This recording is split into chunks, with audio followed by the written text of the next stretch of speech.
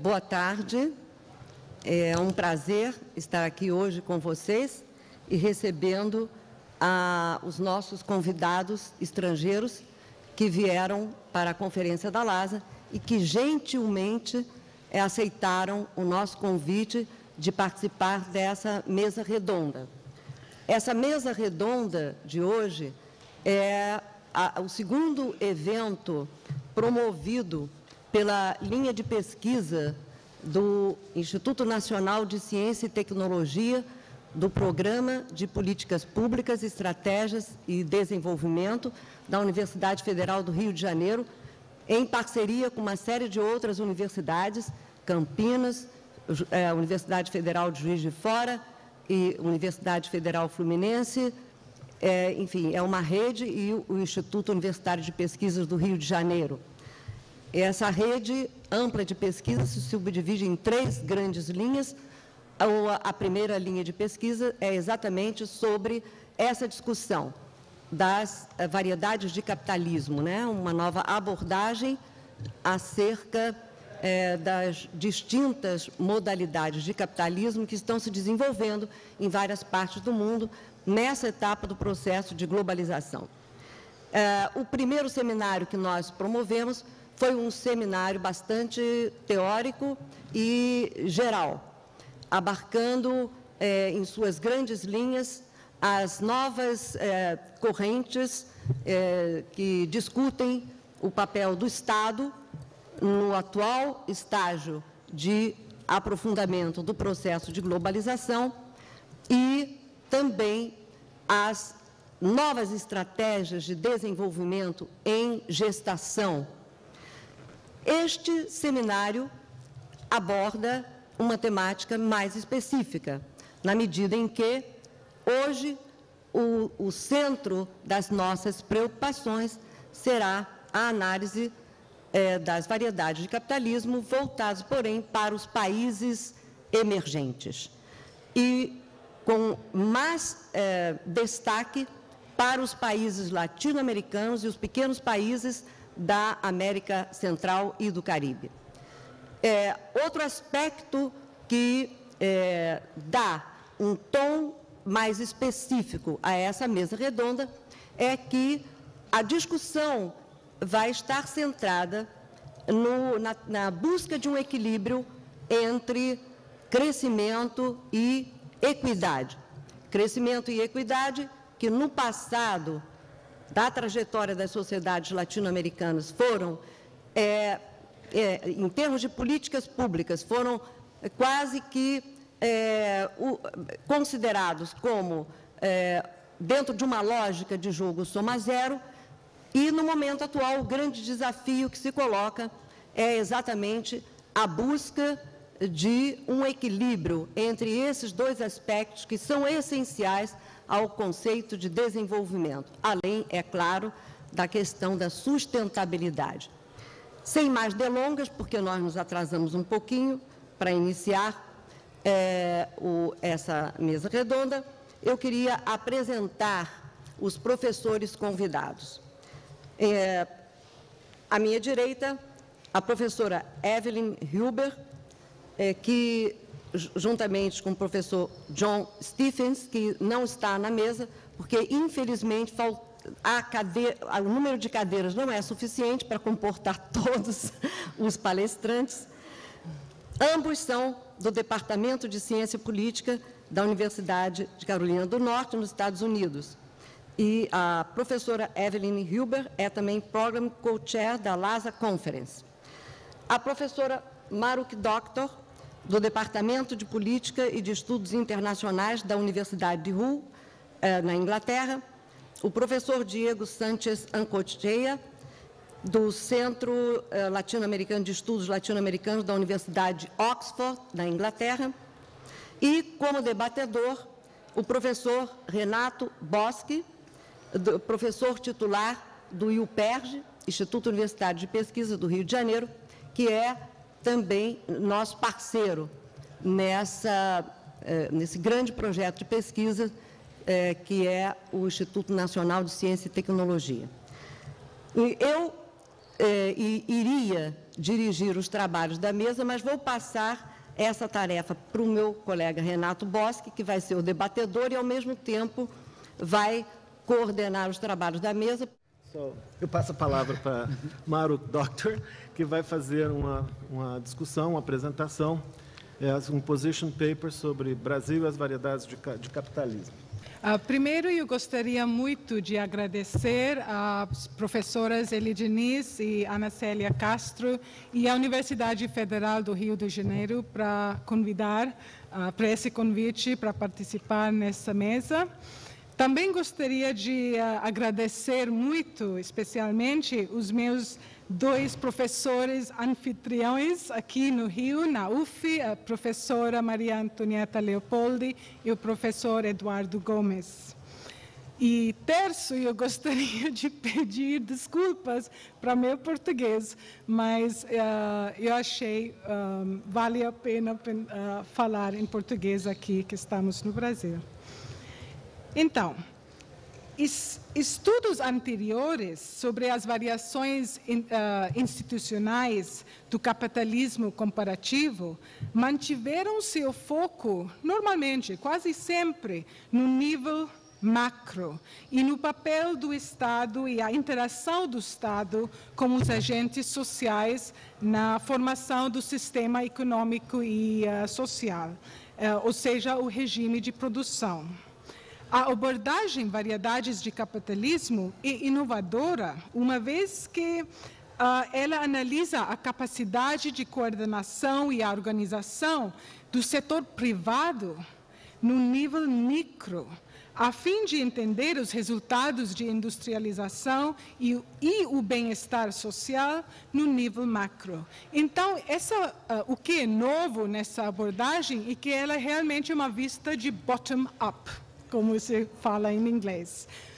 O modo em que as empresas, individualmente e coletivamente, resolvem problemas de coordenação reflete nos 2 tipos distintos de capitalismo nas economias avançadas, o que o Hall e Soskis, por exemplo, chamam a economia de mercado liberal, o LMI, e as economias de mercado coordenada, que são os CMIs.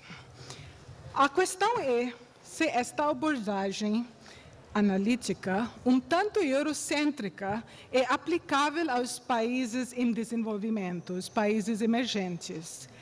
Eu concordo, por exemplo, com o professor Schneider, que a aplicação da abordagem à América Latina pode iluminar a análise das interpretações e as interações entre empresas e Estado, desviando o foco central do Estado para as empresas, mas, ao mesmo tempo, dando importância às estruturas e às continuidades no ambiente institucional no qual as empresas operam. E isso é especialmente beneficial num contexto pós-reforma de mercado, como a situação agora na América Latina. O tema desta mesa redonda me obrigou a recorrer à abordagem de variedades de capitalismo. Eu normalmente não trabalho com essa abordagem, mas eu estava muito interessada em fazê-lo, uma vez que isso talvez poderia me proporcionar um entendimento melhor, ou talvez uma visão diferente e útil das ações necessárias no que se refere às políticas públicas para apoiar a competitividade e a capacitação das empresas, a fim de aumentar o desenvolvimento industrial nesse país. Então, eu me dei 2 metas. A primeira era analisar onde o Brasil se enquadra nessa classificação. E o segundo, talvez, provocar mesmo um debate aqui na mesa. Agora, a base dos meus conhecimentos sobre esse sistema industrial aqui no Brasil, e também lendo os trabalhos mais teóricos e metodológicos dessa abordagem de variedades, eu notei que o arcabouço institucional no Brasil não se converge em uma ou outro dos 2 tipos ideais. E isso provocou duas perguntas, quase imediatamente. A primeira era, aqui no Brasil, o regime da produção brasileiro acabou numa variedade híbrida.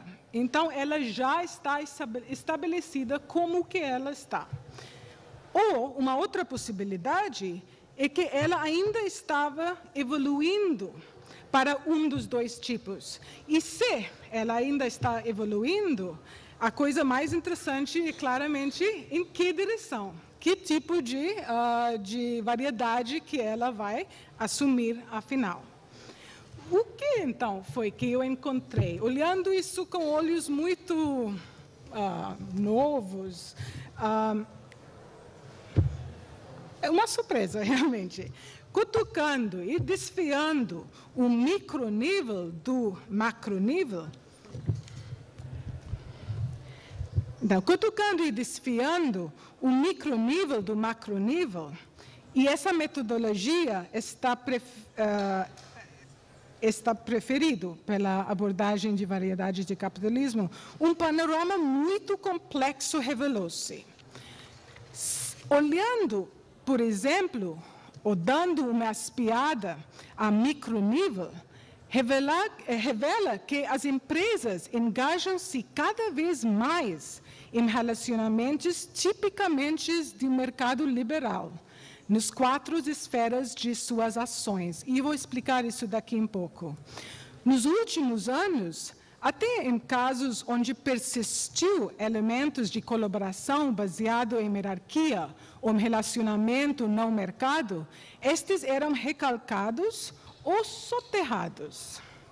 Considerações de mercado influenciaram cada vez mais a produção, o investimento e mesmo as estratégias de sobrevivência das empresas. E eu faço muitas entrevistas com empresários, com as associações empresariais aqui no Brasil, e a partir dos anos eu realmente vejo uma mudança no pensamento que eles usam para montar as estratégias das empresas, especialmente as estratégias de desenvolvimento tecnológico. Na prática, portanto, o processo decisório dessas empresas aparentava divergir da preferência do governo, especialmente o governo Lula, que realmente tem uma forte preferência para a colaboração e coordenação das empresas com o Estado. Por outro lado, uma espiada a macronível revela uma quantidade de empresas forçadas a vergar-se individualmente e coletivamente diante do peso do Estado onipresente. Padrões de intervenção e coordenação com o capital e mão de obra lembravam muito o tipo mercado coordenado, especialmente os CMIs setoriais da Europa Central, com suas histórias corporativistas ou suas estruturas que favoreceram interações neocorporativistas. Então, padrões institucionais e comportamentos dos agentes sociais favoreceram interações estreitas entre o Estado e o setor privado, caracterizada pela liderança estadual e seus seguidores privados, o que no paper eu chamo o state leadership e o private sector followership. Eu acho que é uma característica muito claro. De fato, era extremamente difícil de evitar colocar o Estado no núcleo do desenvolvimento nacional. Portanto, uma macrovisão enfatiza o quanto o regime de produção brasileiro diverge dos mercados liberais. E, dada a questão das complementaridades institucionais, a dificuldade de evoluir decisivamente na direção dos mercados liberais. Os slides que eu tenho vão esclarecer algumas dessas conclusões e proporcionar uma oportunidade de ilustrar também alguns exemplos para sustentar meu raciocínio. Pretendo focalizar só no caso brasileiro e assumir que as características das LMIs e CMIs já estão evidentes, conhecidos. Pretendo discutir 3 aspectos. Primeiro, as características gerais da coordenação capitalista. Segundo, o raio da ação das empresas. E, finalmente, as implicações e as consequências desses aspectos no variedade brasileiro. Então, aqui temos o primeiro dos slides. Como se vê... Dá para escutar? Como se vê aqui... e eu só vou explicar realmente a última coluna. Todas as principais gerais, especialmente a coordenação nos aspectos nacionais no Brasil, parecem muito os Coordinated Market Economies. Com uma coisa muito distinta, que em vez de um papel importante para o setor empresarial, no Brasil se temos a coordenação, como já falei, liderada para o Estado mesmo. A resolução de qualquer problemas que chegam na coordenação, no regime de produção, sempre estão feitos, ou normalmente sempre eram feitos a partir do Estado. E, claramente, o Brasil já tem uma longa história disso. Então, olhando nesse slide, realmente o Brasil tem muito mais a ver com o Coordinated Market Economy. Olhando no aspecto dos princípios que conduzam a política aqui no Brasil, e os aspectos internacionais, especialmente a reação às pressões externas, por exemplo, globalização, internacionalização de produção, a mudança na paradigma tecnológica e todos esses fatores, também se vê que o Estado continua sendo muito importante em apoiar as empresas em fazer esse ajuste. Por exemplo, se se vê a política do governo Lula, a PIT, a Política de Inovação Tecnológica e Comércio Exterior, anunciada em 2003, tem um forte ênfase nesses aspectos de coordenação do Estado e apoio realmente aos empresários a se ajustar. Outra coisa muito importante, por exemplo, com respeito à resposta à globalização, no Brasil é raro se escutar vozes pedindo a desregulamentação, como nos liberal market economies. É muito mais como as coordinated market economies. Quando a crise global financeira realmente chegou no cenário internacional no ano passado, o que nós vemos, os brasileiros muito orgulhosos, corretamente, com a forte regulamentação do setor bancário. E isso é o que está deixando o Brasil tão tranquilo, realmente, com a crise. Temos problemas, não tem dúvida nisso. Temos muitos problemas na indústria, mas, igual assim, a estabilidade do sistema não está em jogo. Isso é uma marca do fato do nível macro, o Estado também sempre está presente. Agora, indo da direção oposta, vendo a coisa do ponto de vista da empresa. Aqui é a coisa mais surpreendente. O que se vê é um contraste muito forte com a atitude e as ações das empresas que atuam nos Coordinated Market Economies.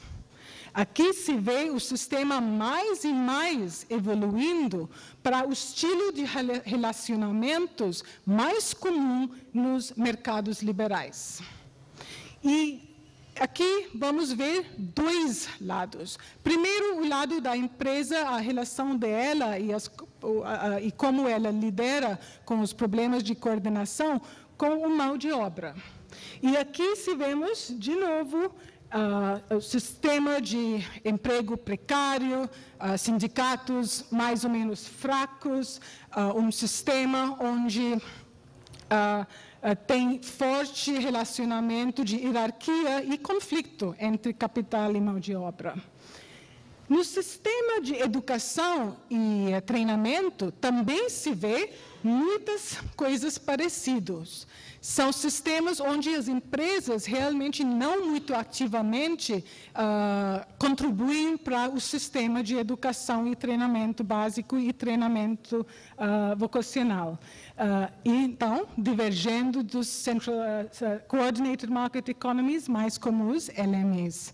Mas o meu argumento é, isso não precisa ser assim. No Brasil se sempre teve um sistema corporativista. E essa atuação do Estado dentro de amenizar os conflitos entre mão de obra e capital não é uma coisa estranha do ponto de vista do sistema capitalista no Brasil. E na coisa de educação e treinamento, nós precisamos lembrar do trabalho, por exemplo, a Senai faz. A Senai é o maior sistema de educação vocacional e treinamento na América Latina. Ela matricula mais do que 2 milhões de pessoas todo ano, em mais do que 2.000 cursos diferentes, em muitos lugares espalhados para o país, e também com resultados bem eficazes em 28 áreas industriais diferentes. Também temos que lembrar, o presidente Lula também aproveitou da Senai. Tá? Então, importante aqui entender que não precisa continuar na direção de liberal market economies. Okay? Agora, olhando para os aspectos mais à vista com os donos e outras empresas. E nesse aspecto também, o Brasil era menos na área de liberal market economies. Mas desde que as mudanças e as reformas de mercado, nós vemos uma clara mudança de estratégias de empresas para os liberal market economies. Isso se vê muito fortemente na área de corporate governance e como ela se interage com o sistema financeiro. E também se vê isso, por exemplo, no como se financia investimento, especialmente investimento em inovação. A coisa interessante aqui é que tem características que são um pouco como os CMEs. Por exemplo, em vez do main bank e patient capital do tipo do CME, no Brasil se tem o BNDES, que realmente faz mais ou menos esse papel. Por exemplo, no setor automotivo, que é o setor que eu conheço muito bem, 60 das empresas mais inovativas, e muitas são entre as maiores também, 80% delas usam capital e financiamento do BNDES. E pode imaginar que a maioria dessas 60 são multinacionais. Então, é também um assunto interessante. Também com a expansão das bolsas aqui e os regulamento do CVM e tudo, as empresas estão mudando da ideia como que eles podem acessar capital. Tradicionalmente, claro, no Brasil era muito pouco uso de equity ou credit para investir. A maioria das empresas em Brasil, 89%, por um estudo da IPEA, acessam ou financiam investimentos a partir de recursos internos da empresa. E isso realmente tem alguns limites muito importantes nas possibilidades das empresas. Mas esse cenário está mudando. Olhando para o último esfera de ação, como as empresas interagem com outras empresas, aqui também o Brasil está mais e mais parecendo os liberal market economies. Então, relações hierárquicas e muito escepticismo em coordenação com as suas competidores, com seus clientes, com seus fornecedores. Aqui tem muita cautela em entrar nesse tipo de relacionamento com outras empresas. A coisa no Brasil, claramente, dentro dos grupos, tem muito troco. Então, os grupos econômicos, os conglomerates, que se chamam em inglês, sim. Mas empresas fora do grupo se relacionam não a parte de redes, não a parte de reputação, não a parte de negociação e colaboração, mas, como nos liberal market economies, a parte de arm's length. Eu não sei como se fala isso em português, mas transações à base de mercado. Transações que são num sistema competitivo. Tudo bem, agora temos visto os principais gerais, mais como CMI. A parte de um nível micro, mais como LMI. Quais são as consequências? As consequências para o regime de produção e tecnológica são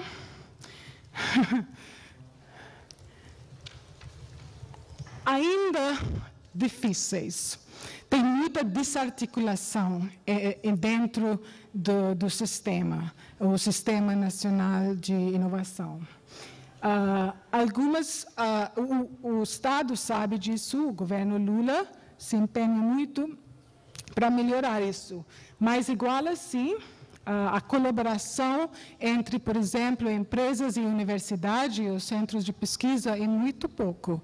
Por exemplo, de novo, no setor automotivo, nem 2% de mais do que 940 empresas colaboram com a universidade. Nem 2%.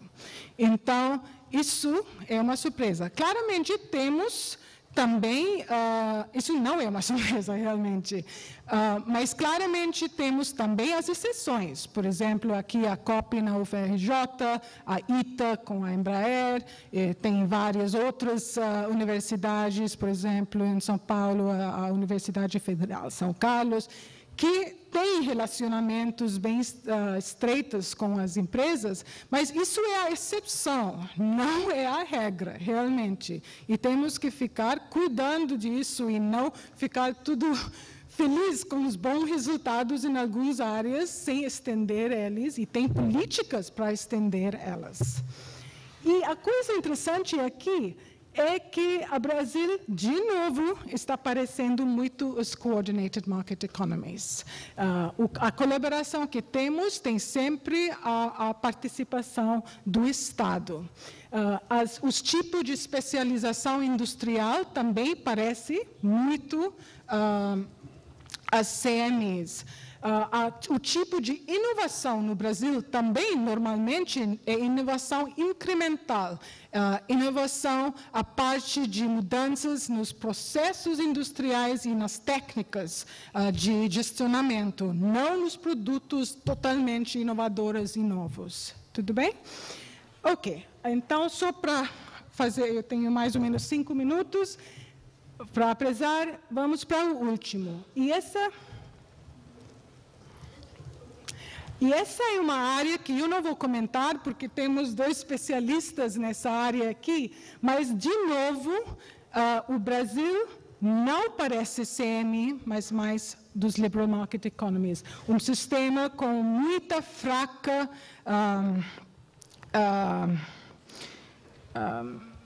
políticas de bem-estar, notoriamente a níveis muito altos de desigualdade social e da renda, uma capacidade mínima em inclusão, políticas de inclusão e também criar um senso de cidadania.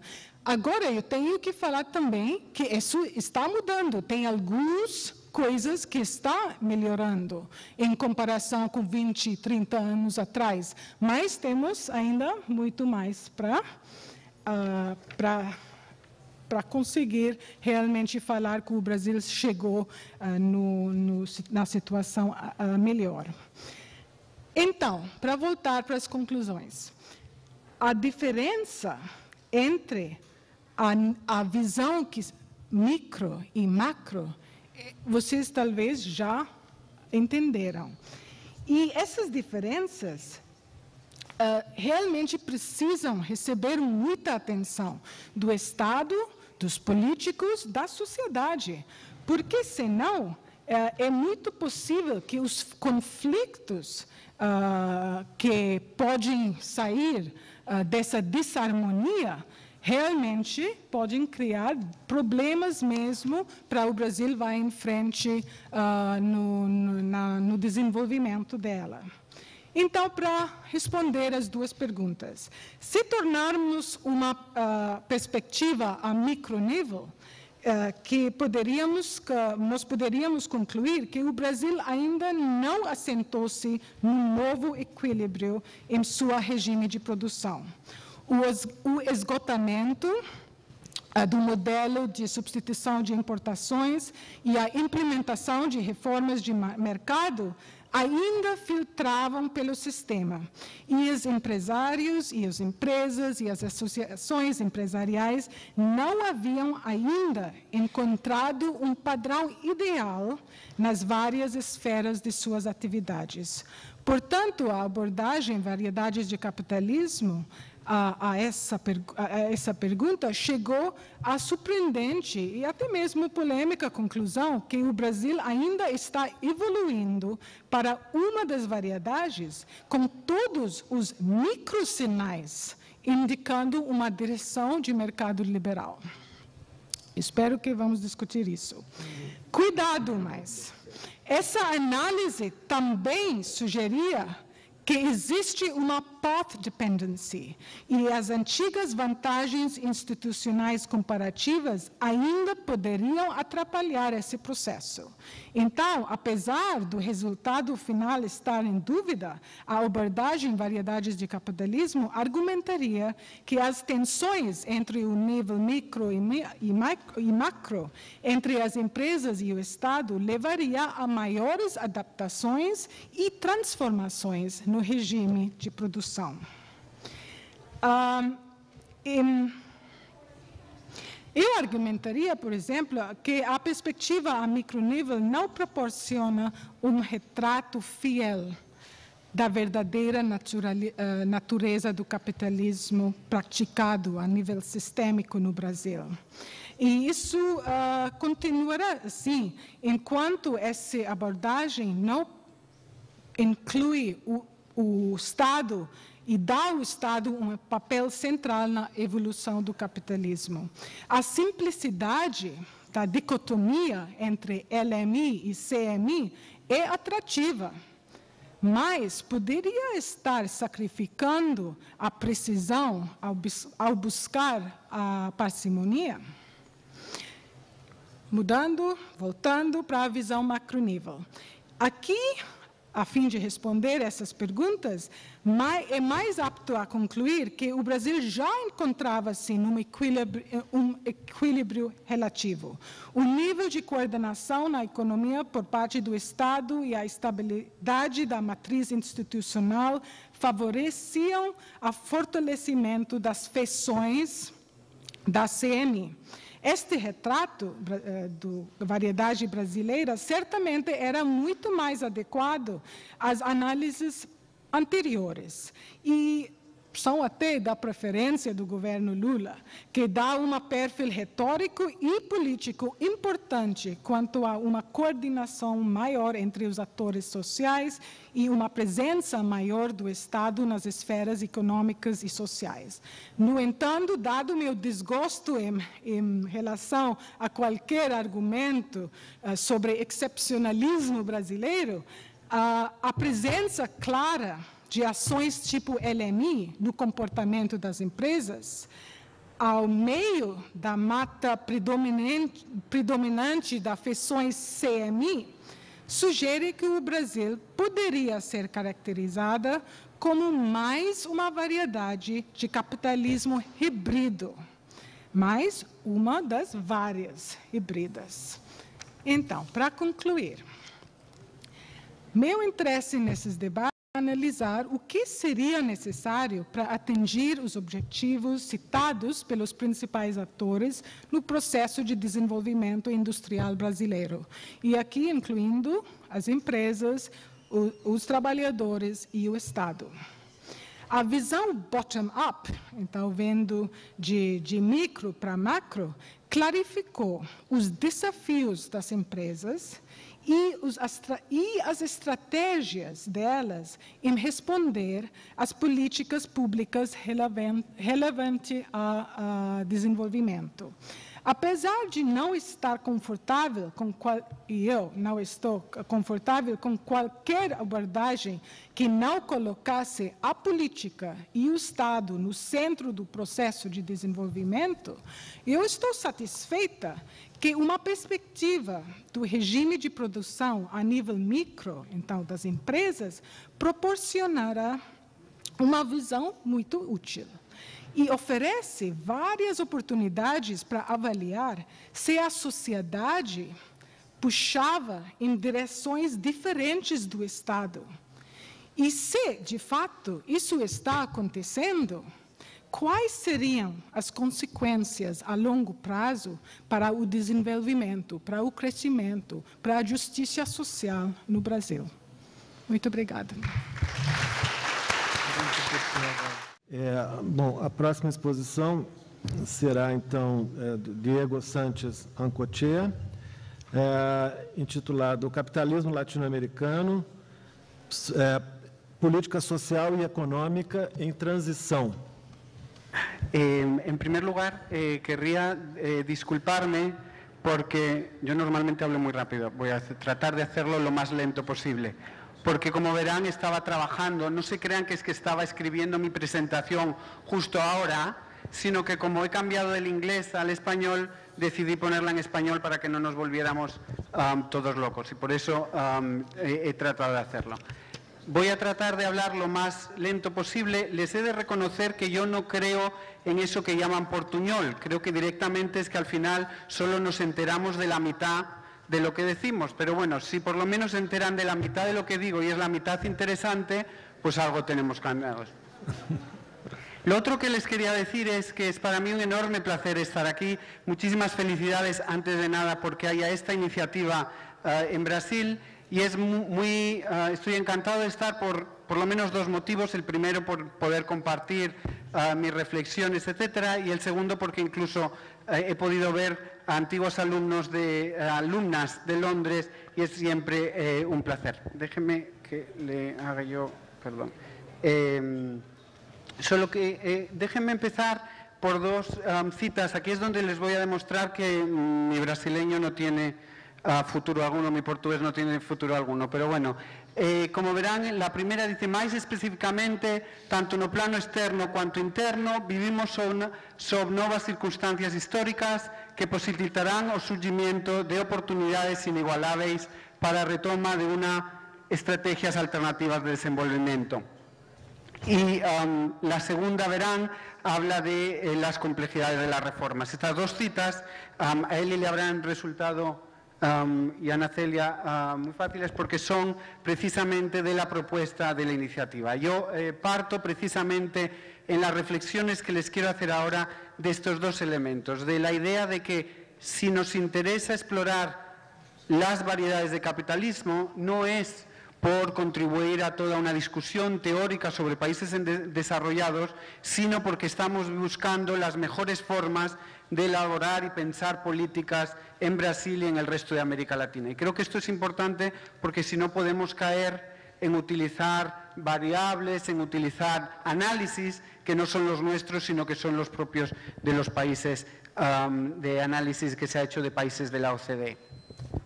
Para hacerlo esto, me gustaría discutirles estos 5 puntos. Las reflexiones están en buena medida informadas por un special issue de la revista Economy and Society, perdón, esta es la poca publicidad que haré, pero de febrero, en el que precisamente con la profesora Maxime Molyneux de Londres y con Juliana Martínez de la Universidad de Costa Rica editamos un número en el que tratábamos de tomar el relevo, si lo quieren, de Evelyn Hoover, que en el 2002 ya era la que, junto a John, hablaban de la posibilidad y empezaban a discutir sobre modelos de capitalismo en América Latina. Entonces, tomar el relevo y pensar un poco cuáles son los mejores enfoques. Hay un paper, por ejemplo, de David Soskis y Ben Snyder, que Malek discutía el enfoque brevemente, y esta reflexión en parte solo de ese trabajo.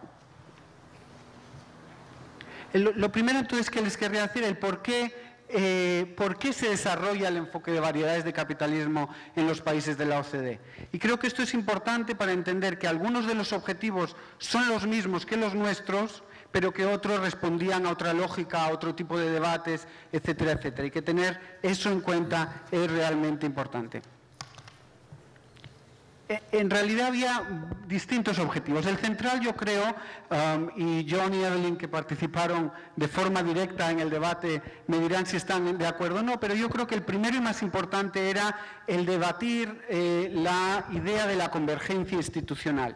Es decir, de si todos los países, tanto de la OCDE como ahora discutimos los del resto, van tendiendo a parecerse cada vez más, si lo quieren, un mundo de mercado neoliberal, o si hay distinciones, diferencias que se mantienen a lo largo del tiempo.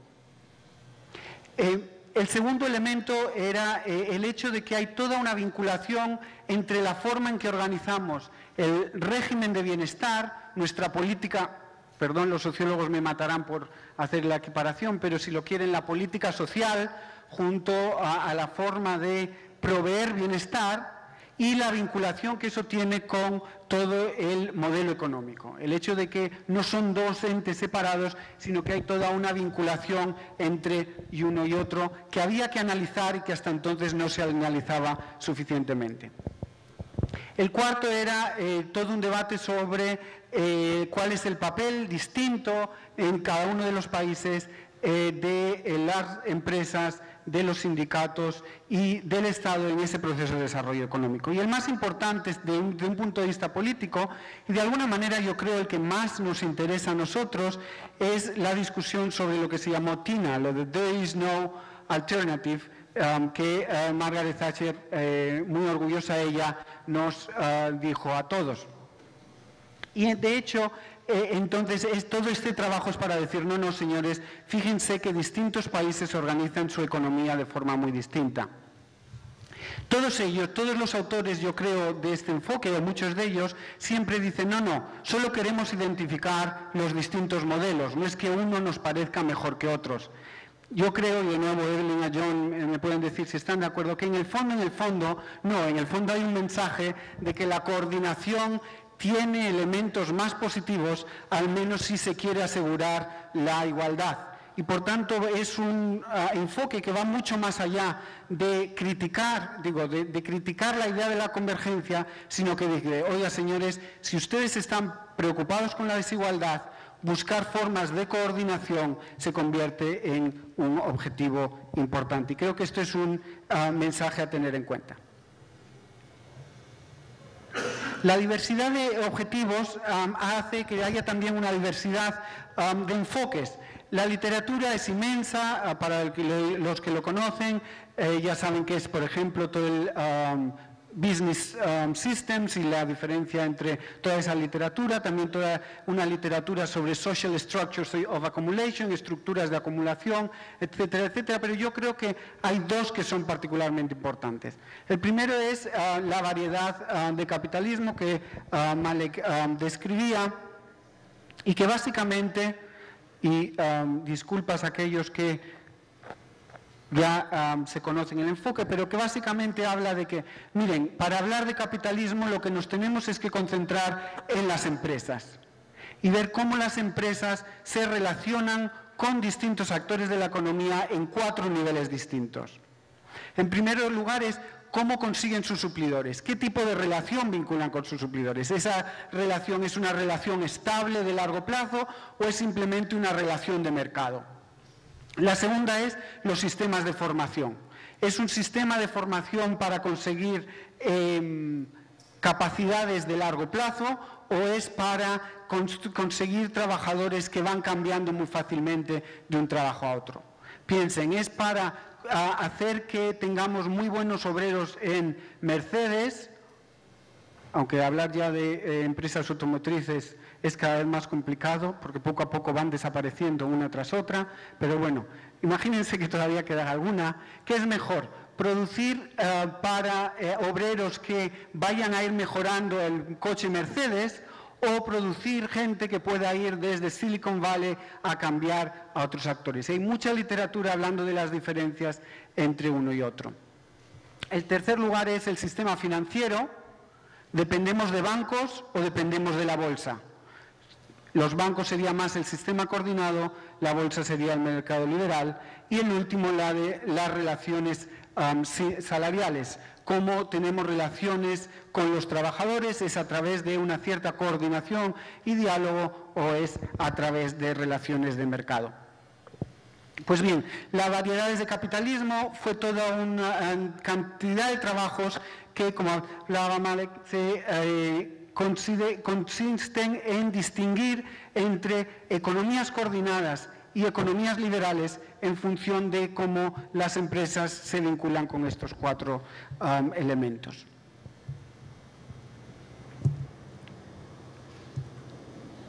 El otro gran enfoque es el de los recursos de poder, que tiene a autores como Corpi, como Spin Anderson, como Johnny Evelyn, y por tanto me da un poquito de vergüenza estar hablando de todo esto delante de ellos, pero me perdonarán, they will forgive me totally, and hopefully it's a good account of this, y es el hecho de que no es solo centrarse en las empresas, sino centrarse en cómo distintos actores tienen capacidad, tienen poder para relacionarse entre ellos, pero también para relacionarse con el Estado. Y en ese sentido, mientras que para las variedades de capitalismo, por ejemplo, la política social es una respuesta a las necesidades de las empresas, para esta literatura alternativa es una respuesta en gran medida a la presión de gobiernos de izquierdas y de los sindicatos. Hay un enorme debate entre unos y otros dentro de la literatura de la OCDE que en buena medida tiene sentido, pero yo creo que en otra buena medida no lo tiene tanto, en la medida en que hay muchísimas complementariedades que están allí. Por ejemplo, hay una creciente preocupación por modelos o regímenes de producción en la literatura sobre estados del bienestar, como estaba en ese libro, y hay un creciente entendimiento, yo creo, en autores como Soskis de la importancia de los sindicatos. Y es ahí donde uno y otro es importante. ¿Y todo esto para qué?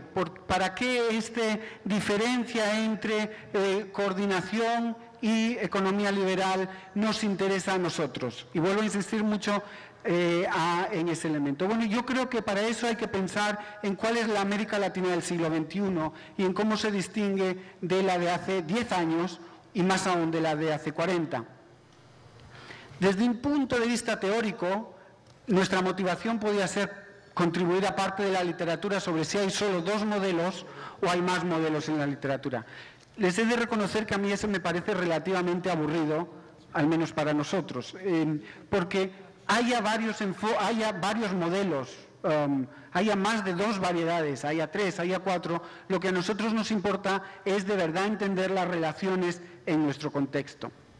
Entonces es una literatura que al final es un poquito, es muy presente, por ejemplo en Europa, con autores como Boyer siendo muy críticos de la idea de 2 variedades, pero que al final yo no sé cuánto es de productiva. Más importante aún es pensar en las características de América Latina y el por qué yo creo nos lleva a pensar en cuál es la variedad latinoamericana, cuál es la permanente. Yo creo que lo más importante es que a pesar del movimiento de la sustitución de importaciones a la etapa neoliberal, ha habido problemas y características que se han mantenido a lo largo del tiempo. Y es ese reconocimiento de que hay elementos que se mantienen el que nos lleva a decir, yo creo, Eli me dirá si también es el que está en parte del proyecto y el comentarista, es el hecho de que no podemos simplemente recomendar nuevas políticas sin antes entender por qué con modelos muy distintos se ha dado lo mismo. Y en concreto, ¿de qué hablo cuando hablo de lo mismo? Lo primero es una desigualdad persistente. En muchos países menor en la sustitución de importaciones, no en el caso de Brasil, pero sí en el caso, por ejemplo, de México, pero en todo caso en nivel persistente en niveles muy altos. Dado lo mismo si estábamos tratando de hacer un modelo centrado en el Estado que uno centrado en el mercado, esto ha sido permanente. El segundo es una dificultad para lograr el upgrading o la mejora industrial. En muy pocos países, Brasil probablemente una excepción, en algunos sectores, la sustitución de importaciones logró consolidar sectores dinámicos que pudieran competir en la economía mundial. Y piensen en el caso de sus vecinos Argentina. Pero si piensan ahora en qué está compitiendo Argentina después del neoliberalismo, es en la soya, que tampoco diremos que es un proceso de upgrading muy profundo. Entonces ese es un segundo elemento que tenemos que tratar de entender por qué a lo largo del tiempo ha sido tan difícil para la región conseguir la mejora industrial. Y la tercera es la persistencia de lo que la CEPAL y lo que Prebisch llamaba heterogeneidad estructural, la existencia de unas diferencias muy profundas de productividad entre el sector moderno y el resto de la economía. Como ustedes bien saben, ha habido un cambio de unos sectores modernos a otros.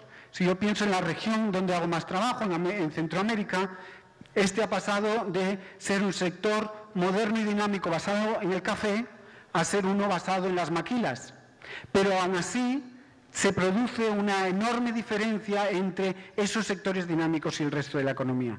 Y no somos capaces de lograr una mayor integración entre uno y otros, insisto, ni en el modelo de sustitución de importaciones ni en el neoliberal.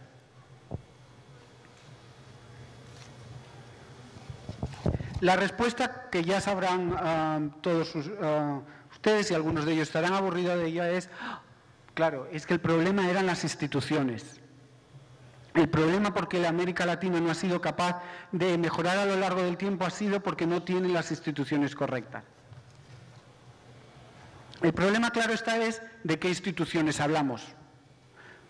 Porque el Banco Mundial, y Rodrigo habla muy bien, hablando de el Washington Consensus Plus, o más, ha pasado de decir, no, es que no teníamos mercado, pero es que tampoco tenemos las instituciones anglosajonas que nos harían crecer como Estados Unidos. Claro, esto, como bien saben ustedes, era hasta el 2008. A partir del 2008 nadie se atreve a decir que las instituciones estadounidenses son las más óptimas del mundo. Ni que no hay corrupción, ni otra mucha serie de cosas. Pero esto es una historia que ustedes bien saben. Entonces, si bien podemos centrarnos en las instituciones, ¿de qué instituciones hablamos y en cuáles nos deberíamos centrar? La evolución de algunos trabajos de gente del mainstream, como Dani Rodrik, ha sido insistir en ideas como la experimentación, la idea de que distintos países tienen que ir tratando de hacer políticas distintas, hoy la idea también de que cada país sigue una trayectoria distinta. Por tanto, tenemos que respetar que cada país descubrirá de alguna forma qué hacer. El problema es que el análisis, en mi opinión, en muchos de esos trabajos, y Rodri, que es un gran ejemplo, es tautológico. ¿Cuáles son las instituciones correctas?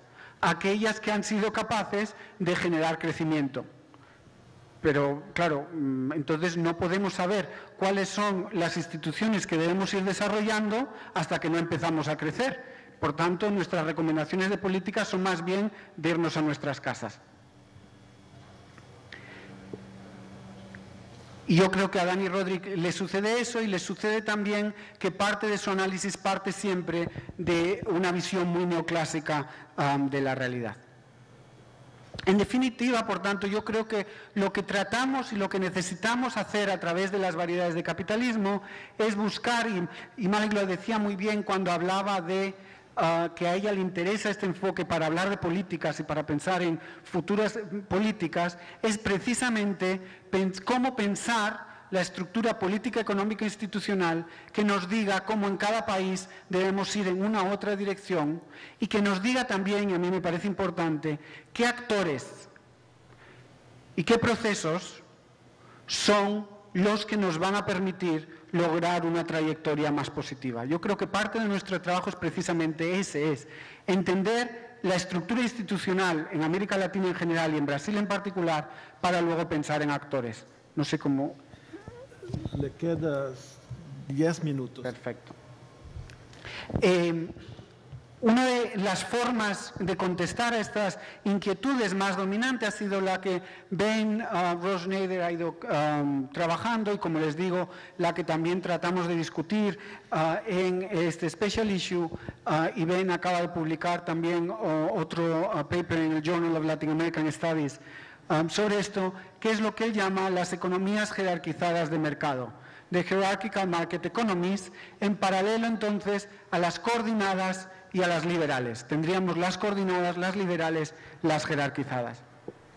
Y se basarían en 4 características fundamentales, que, como bien saben, Malek pone en duda, pues parte de la discusión es si creen que vale para Brasil o no creen que vale para el Brasil de hoy estas características.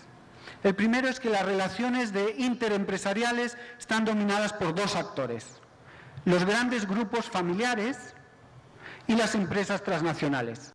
Estos son los 2 grandes actores que determinan el proceso. ¿Y por qué él habla de jerarquía?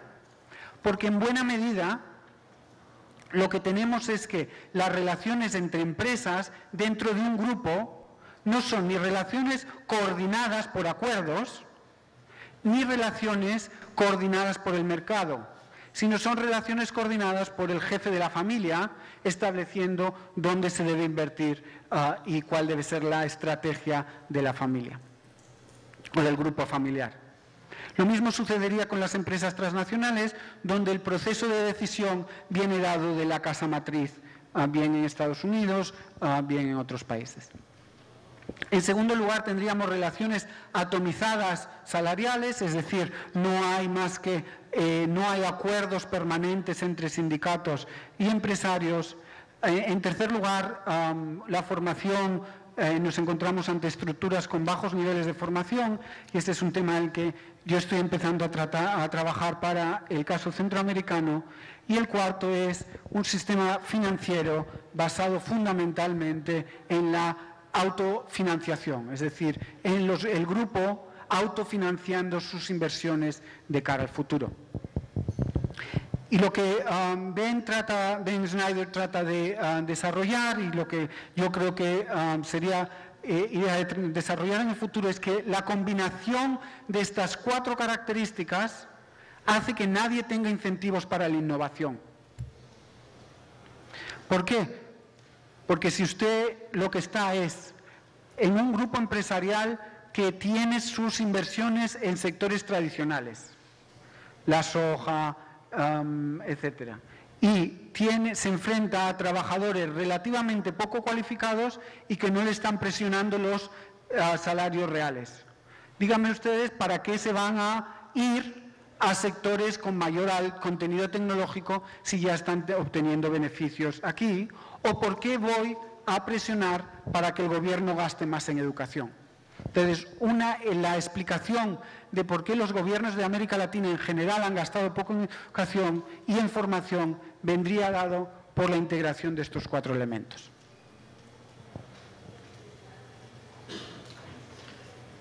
¿Nos sirve esto de algo o no nos sirve de nada?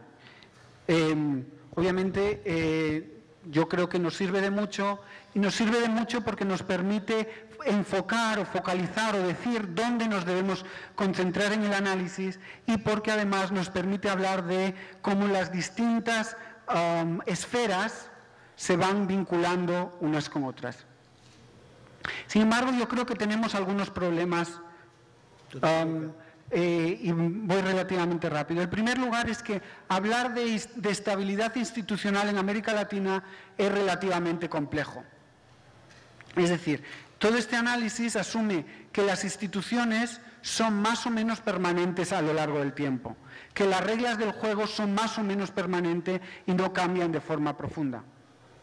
Pero como ustedes saben, por ejemplo, el trabajo de Sheehan en el libro que editó Evelyn lo muestra claramente. En América Latina hay cambios en las reglas del juego, tanto empresariales como sociales, muy continuadamente, y algunas de ellas muy profundas. Piensen, por ejemplo, lo que está sucediendo en este momento en Venezuela o en Bolivia. Y por tanto, hablar de modelos permanentes con cambios institucionales continuos es relativamente problemático, o por lo menos tenemos que analizar qué quiere decir. El segundo lugar, y el que yo trato de desarrollar para el caso de Costa Rica, es que a pesar de la idea de que los países son similares, aquí soy consciente que ustedes no ven más que una tabla lejos, sobre todo los de allí, pero déjenme decir lo que la tabla muestra. Lo que la tabla muestra son las exportaciones de Costa Rica y de América Latina sin México por contenido tecnológico. Tienen, por tanto, primero los bienes primarios, luego las manufacturas basadas en recursos naturales, luego aquellas basadas en baja tecnología, hasta llegar a la alta tecnología. Y lo que tienen es que Costa Rica, por diversas políticas centradas en la inversión extranjera, pasó de básicamente no tener exportaciones en alto contenido tecnológico a tener un 30% de sus exportaciones en alto contenido tecnológico. Mientras que el resto de América Latina, si exceptuamos a México, sigue sin tener absolutamente ninguno. Tendríamos que entrar, y podemos entrar en la discusión en el caso costarricense, en la debilidad de esa nueva especialización, y es muy débil, pero el caso es que nos encontramos ante un país que ha sido capaz de ir evolucionando, y lo que a mí más me interesa lo ha hecho gracias a un alto gasto en educación. Costa Rica es uno de los países que más gasta en educación, sobre todo durante los años 70 y 80. Lo que tienen aquí es educación como porcentaje del PIB. Y como verán, del 70 al 75, cuando se estaban poniendo las bases del modelo, Costa Rica estaba gastando más del doble de casi todos los otros países, con la excepción de Paraguay.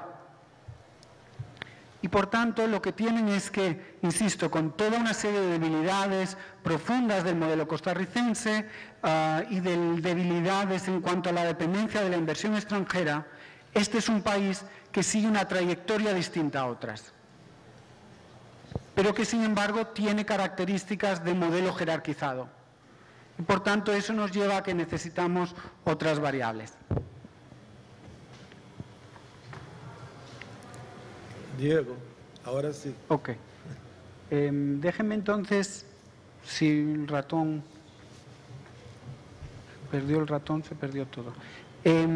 Déjenme pasar entonces a concluir diciéndoles hacia dónde, o sugiriendo hacia dónde creo yo que debería ir, por tanto, nuestro análisis, y en base en parte a un nuevo modelo, un nuevo proyecto sobre educación y aprendizaje en el caso centroamericano que estoy empezando.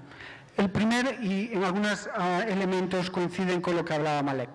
En primer lugar, es que estoy totalmente de acuerdo en que debemos pasar a ocuparnos más de las empresas y de su estrategia empresarial y menos del Estado. Sin embargo, no es posible en América Latina, y coincido totalmente con el análisis, entender la estructura de incentivos de las empresas sin entender su relación con el Estado.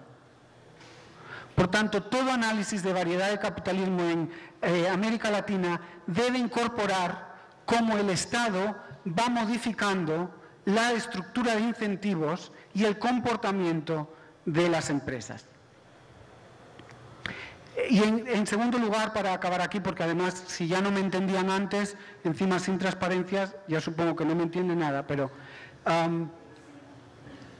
lo segundo que les quería decir es que creo que debemos ir de lo micro, no se preocupe, de lo micro a lo macro, en el sentido de que debemos hacer el análisis no a nivel muy macro, sino buscando empresas concretas, sectores concretos y viendo cómo la estructura de incentivos se da en esos sectores concretos. Y de esa manera podemos pasar de lo micro a lo macro. Creo que si no es muy difícil ver las enormes particularidades. Por ejemplo, en el caso de la política industrial, que sé que nos interesa mucho de nosotros, yo creo que lo interesante sería, por un lado, ver las normas de política industrial, pero por otro, ver cómo la política industrial está afectando a grandes grupos concretos, en el caso de Brasil, cómo cambia sus incentivos y su comportamiento en las distintas áreas como consecuencia precisamente de este elemento. Para acabar, una última frase.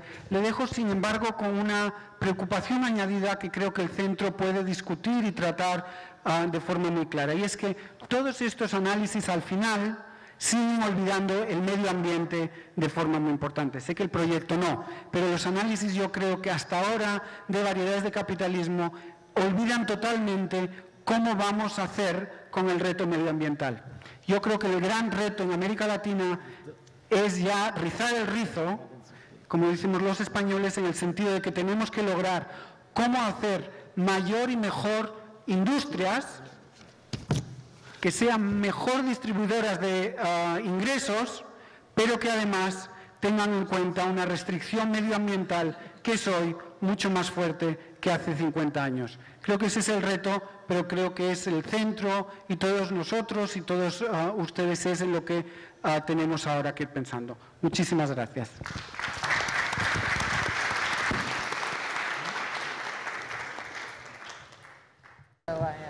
Então eu passo a palavra então para a professora Evelyn Hilber, que vai apresentar o seu trabalho escrito em colaboração, como já é tradicionalmente o caso com John Stevens, sobre globalização e desigualdade na América Latina e no Caribe. All right, well, it's a great pleasure to be here and to participate in this important discussion with these interesting colleagues. Our paper addresses the second part of the question that was posed for the seminar, the degree of freedom of action that countries still have in the new globalized environment in defining new paths in search of a balance between growth and equity. And so we are concentrating on the equity part of the balance. But let me comment here very briefly on how we see this fitting into the models of capitalism debate. We are fully aware that the varieties of capitalism approach is a micro approach, looking at firms and their relationships to each other, to labor, and to banks. But for us, models of capitalism consist of economic, labor market, and social policies and institutions, which means that the state absolutely has to be taken into account. And of course, the forces controlling the state. That is, parties play a central role along with labor and capital. So we are in full agreement with the other two presenters that if we want to explain growth and equity, our models of capitalism, again, need to include the state. All right. The argument in brief, okay? Obviously, the figures are quite clear that income inequality in Latin America and the Caribbean increased during the debt crisis of the 80s and continued to increase during the recovery decade of the 90s. But for our purposes, I want to emphasize the second point. The argument that globalization causes a race to the bottom includes pressures on labor costs and on taxes, corporate taxes as well as income taxes on upper income earners, which in turn is assumed to require flexibilization of labor markets, reduction of labor rights, and the reduction of social expenditures, or in short, a move towards liberal market economies and a residual or liberal welfare state. Now, we are not testing all aspects of this argument here, but what we are showing is that conventional indicators of globalization have only partial direct effects on inequality once we control for the basic transformation of the import substitution industrialization model and the structure of employment, as well as for politics and policies. And we show that politics and policies actually do make a difference. That is, that there remains room for action, that there is no race to the bottom that forces all countries to emasculate the welfare states that they do have. Right? And politics and policy account for cross-national differences in inequality. All right, our evidence comes from a data set that we collected. It is available for public use for downloading on our website. It is originally drawn from the World Bank, the IMF, CEPAL, and for inequality, the United Nations University World Income Inequality Database. We have 199 observations from 21 countries, and for the period 1970 to 2000, but of course it's not an annual time series, but rather it's an unbalanced panel data set because we had inequality observations for different country years only. These are related publications. The first one looks at poverty. The second one looks at determinants of spending. And what we are doing here is a version of the ASR article, but in that article we concentrated on demonstrating the impact of politics and policies, whereas now we focus on globalization. In those articles, we used economic openness, foreign direct investment, and IMF variables as controls, and here we use politics and policies as controls. One final word on data. Since 2006, better inequality data became available, which we are using in this present paper that is better than what we used in the ASR article. So the data are not exactly the same. And there is even a better data set available now on the website of Fred Solt, S-O-L-T, who standardized the wider data.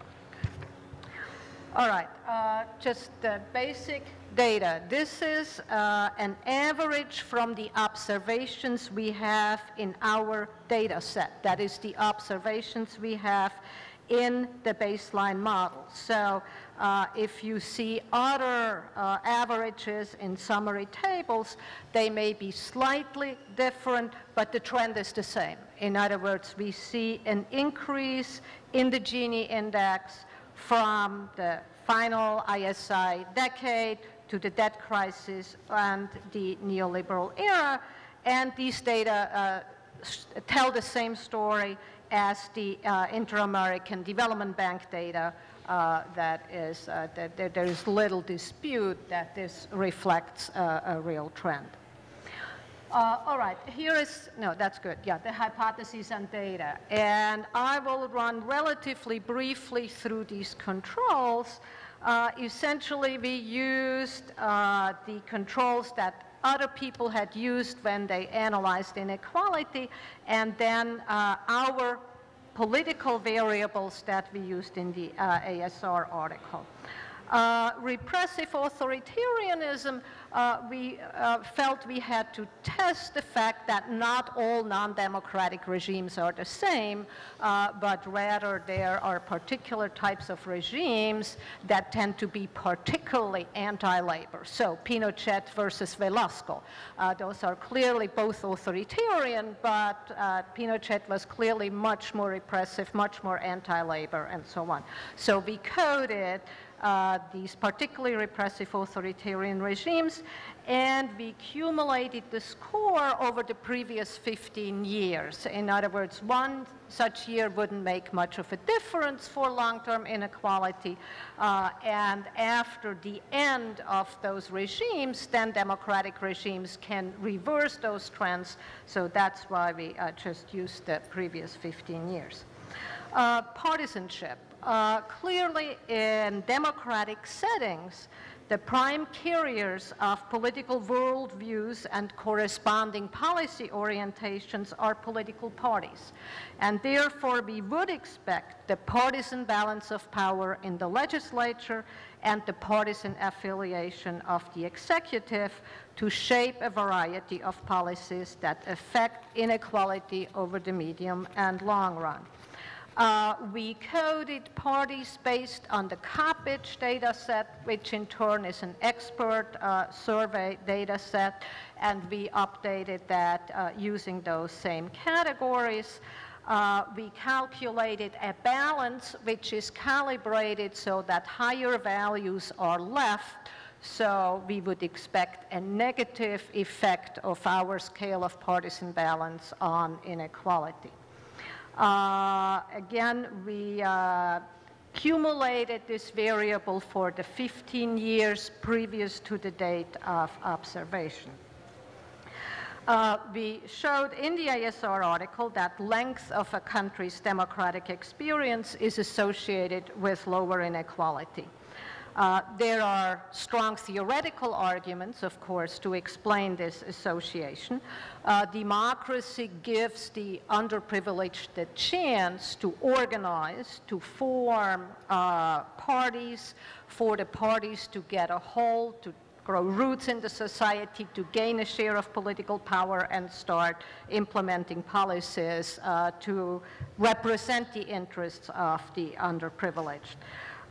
So again, this is not a 2-year project, but rather this takes a very long time, and so we actually accumulated the democratic record for the entire second half of the 20th century. All right, obviously GDP per capita, sector dualism, those are standard controls in the literature. Sector dualism is the the coexistence, that the concept is the coexistence between modern, highly efficient sectors and traditional sectors, and it's measured as the absolute difference between the percent of the labor force in agriculture and agriculture's share in GDP. Employment in agriculture, interestingly, in worldwide samples is generally hypothesized to be associated with lower inequality. That is, the larger the agricultural sector, the lower the inequality. Of course, in Latin America, that is different. In other words, agrarian inequality has always been very high. And so we expect that the larger the proportion of the labor force in agriculture, the higher the degree of inequality. Inflation, Morley has shown that during periods of high inflation, labor markets adjust only with a lag, which leads to a decrease in real wages, and this decrease is particularly steep for the minimum wage. Thus, high inflation drives up inequality. Then some demographic controls, that is, previous studies have shown a strong association between population growth and the size of the young population, and the positive impact of population growth on inequality. Now, when I say positive, I speak statistically. In other words, it drives it up. We include ethnic diversity among the control variables and expect a positive relationship to inequality. Health and education spending, we found no effect of that in our earlier study and do not expect to find one here. But in social security and welfare spending, we do expect a